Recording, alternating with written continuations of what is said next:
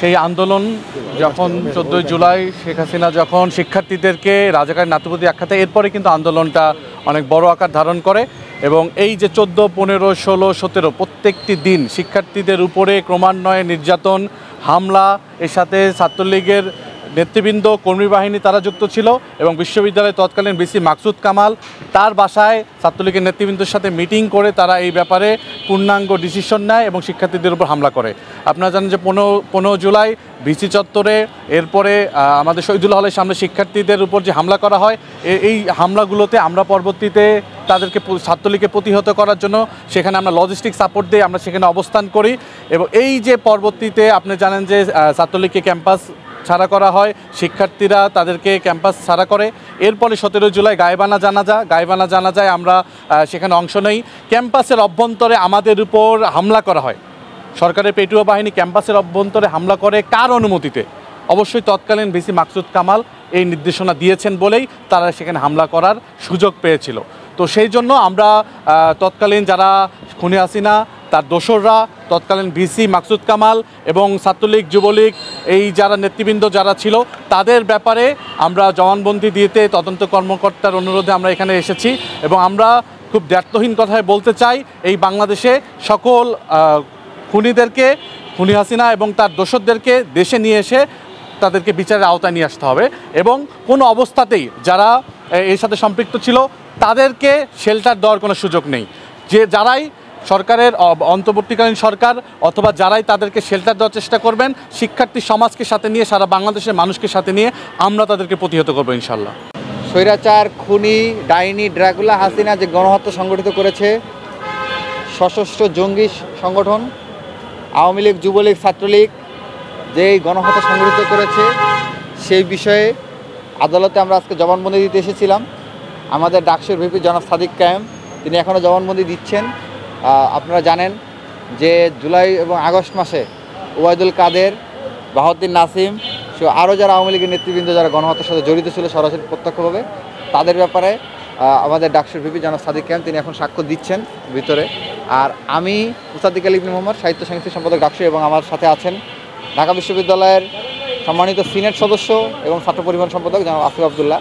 আমরা দুজন ঢাকা বিশ্ববিদ্যালয়ে যে হামলা হয়েছে, রক্তাক্ত হামলা হয়েছে 14 তারিখ, 15 তারিখ, 16 তারিখ, 17 তারিখ এবং আগে এবং পরে মাকসুদ কামাল প্রশাসন, ছাত্রলীগ, যুবলীগ এবং অন্যান্য যারা জড়িত ছিল সেই বিষয়ে আমরা এখানে সাক্ষ্য প্রদান করতে এসেছি। আমরা আংশিক সাক্ষ্য দিয়েছি। আপনারা যেহেতু দাঁড়িয়ে আছেন সেজন্য আমরা ব্রিফ করে আপনাদের বিদায় দিয়ে আবার বাকি অংশ আমরা শেষ করব। আপনারা জানেন যে ইন্টারিম গভর্নমেন্টকে আমরা দায়িত্ব দিয়েছিলাম, তারা এই গণহত্যার বিচার করবে, সংস্কার করবে, একটা সুষ্ঠু নির্বাচন দেবে। অত্যন্ত দুঃখজনক হলো সত্য, ইন্টারিম গভর্নমেন্টের কিছু কিছু ব্যক্তিবর্গ, কিছু কিছু নেতৃত্বস্থানীয় দায়িত্বশীল ব্যক্তিবর্গ যারা বিচার করা তো দূরের কথা, এই খুনি গণহত্যাকারীদেরকে গ্রেফতার করা তো দূরের কথা, বরঞ্চ তাদেরকে বিভিন্নভাবে শেল্টার দিয়ে যাচ্ছে। আপনারা দেখেছেন 15 তারিখ ছাত্রদের উপরে, ছাত্র জনতার উপরে যে রক্তক্ষয়ী হামলা হয়েছে, সেই হামলায় নেতৃত্ব দিয়েছিল ছাত্রলীগের ঢাকা উত্তর সিটি মহানগরের সভাপতি রিয়াজ মাহমুদ, সেক্রেটারি সাগর আহমেদ শামীম, দক্ষিণে সজলকুণ্ড বাপ্পি এবং সাদ্দাম শয়ন, সৈকত, ইনান, এদের নেতৃত্বে। আপনারা দেখেছেন 7 আগস্ট সৈকতকে এবং রিয়াজকে একসাথে গ্রেফতার করা হয়। আপনারা অনেকেই নিউজটা দেখেছেন। কিন্তু এরপরে আমরা দেখতে পেলাম যে রিয়াজ মাহমুদ লন্ডনে পালিয়ে গেল। কীভাবে সে পালালো? এখন সে লন্ডনে বসে বসে বাংলাদেশকে অস্থিতিশীল করার জন্য বিভিন্ন ধরনের ষড়যন্ত্র চালিয়ে যাচ্ছে। সে কীভাবে পালিয়ে গেল? তাকে কারা পালিয়ে যেতে সহযোগিতা করলো?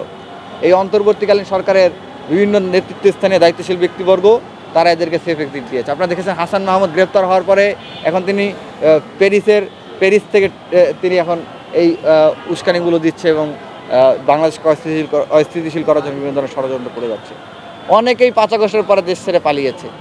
সবাইকে ইন্টারিম গভর্নমেন্টের অনেক দায়িত্বশীল ব্যক্তি, কোনো ক্ষেত্রে কোনো উপদেষ্টাও তাদেরকে পালিয়ে যেতে সহযোগিতা করেছে। অত্যন্ত দুঃখজনক হলেও সত্য, আপনারা দেখেছেন যার নির্দেশে শিক্ষার্থীদের উপর গুলি করা হয়েছে, মাকসুদ কামাল নিজে বলেছে যে তিনি পুলিশকে নির্দেশ দিয়েছেন শিক্ষার্থীদেরকে এখান থেকে ফাঁকা করার জন্য, দমন করার জন্য। আপনারা অডিও কল শুনেন নাই, যেখানে তিনি বলতেছেন যে সাদ্দাম, শয়ন, সৈকত, ইনান সহ তারা একসাথে মিটিং করেছে মাকসুদ কামালের বাসায় 14 তারিখ সন্ধ্যার পরে। সেই মিটিংয়ে তারা নীল নকশা করেছে কীভাবে ছাত্রদেরকে দমন করা হবে। কিন্তু যেই মাকসুদ কামালের নেতৃত্বে নির্দেশে 14 তারিখ রাত্রে শিক্ষার্থীদের উপর হামলা করা হইলো, 15 তারিখ হামলা করা হইলো, রক্তাক্ত করা হইলো, 16 তারিখ অসংখ্য শিক্ষার্থী গুলিবিদ্ধ হইল চানখারপুল মোড়ে, 17 তারিখ গুলি চালানো হইল, 17 তারিখ টিয়ার গ্যাস, সাউন্ড বোমা মারা হইলো। এবং আগে পরে আপনারা দেখেছেন চানখারপুলে আমাদের বেশ কিছু ভাই শহীদ হয়েছেন 4 এবং 5 আগস্ট। আপনারা দেখেছেন বাংলা মোটরে গুলি চলেছে। এই গুলিগুলো কার নির্দেশে হয়েছে? ক্যাম্পাসের আশেপাশের এরিয়ায় গুলি, এবং পুলিশ কি ভিসির নির্দেশ ছাড়া কোনো কাজ করতে পারে? কখনোই সম্ভব?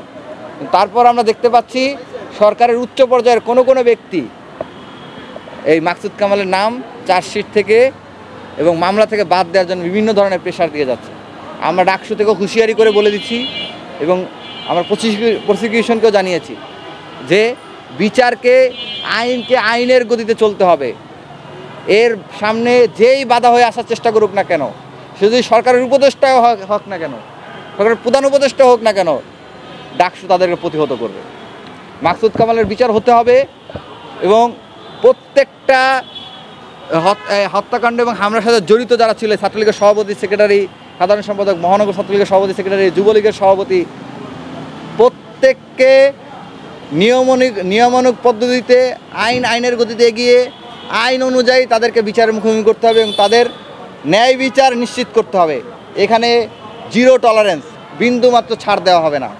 আবারও হুঁশিয়ারি করে বলে দিচ্ছি, সরকারের পক্ষ থেকে যেই মাকসুদ কামাল বা তাদেরকে বাঁচানোর জন্য এগিয়ে আসবে তাদেরকেই ডাকসু প্রতিহত করবে। সেটা যদি কোনো উপদেষ্টাও হয় বা প্রধান উপদেষ্টাও যদি হয়, তাদেরকে ডাকসু প্রতিহত করবে।